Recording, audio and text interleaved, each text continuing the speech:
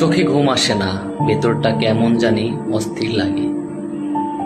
সব ঠিকঠাক থাকলেও মনে হয় কিছুই ঠিক নেই। মানুষের ভিড়ে থেকেও নিজেকে কেমন একা মনে হয়।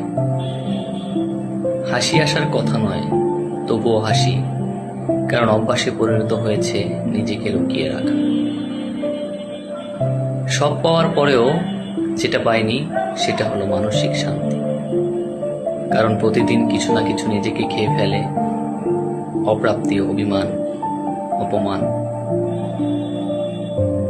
আমি এখন কারোর উপর রাগ করি না, শুধু নিজেকে নিয়ে প্রশ্ন করি, কেন এমন হচ্ছে আমি?